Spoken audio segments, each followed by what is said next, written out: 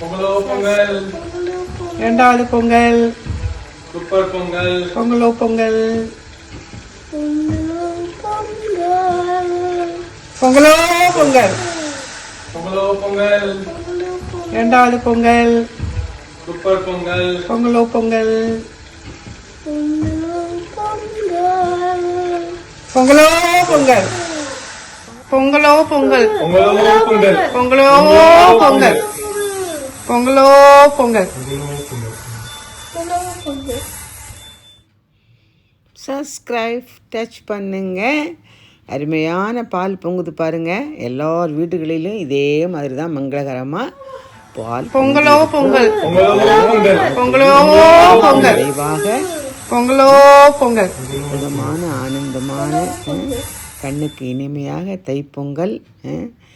நம் பிள்ளைகள் உலகம் முழுவதும் பிள்ளையார் நோன்பு என்றாலும் சரி, பொங்கல் என்றாலும் சரி, தீபாவளினாலும் ரொம்ப பாரம்பரியமாக இங்கே இருக்கிறத விட ட்ரெடிஷ்னலாக அங்கே ரொம்ப நல்லா கெட்டி குழம்பு என்ன, வாழைக்காய் பொரியல் என்ன, சக்கரை விளை பொரியல் என்ன, அற்புதமாக தேங்காய் பழம் உடைச்சி கரும்பு வச்சு விளக்கிடுற சட்டி வச்சு இதெல்லாம் யாருனால?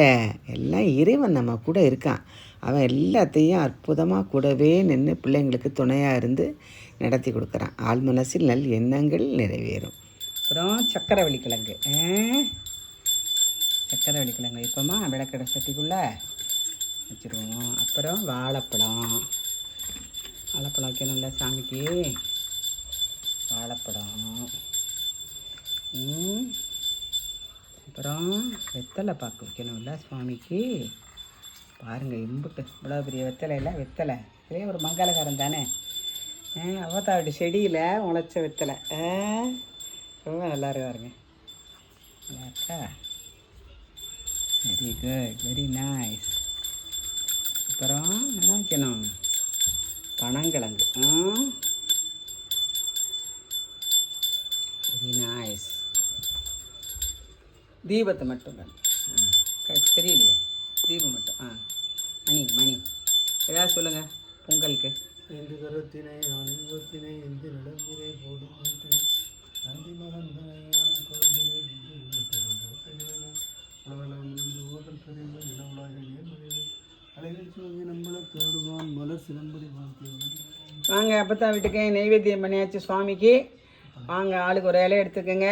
வெளிநாட்டில் இருக்க பிள்ளைங்க, இங்கே சப்ஸ்கிரைப் பண்ண பிள்ளைங்க, பார்க்குறவங்க எல்லாருக்கும் என்னென்ன வேணுமோ அதை மட்டும் நினச்சி பாருங்கள். நிச்சயம் வாழ்க்கையில் நிம்மதி வரும்.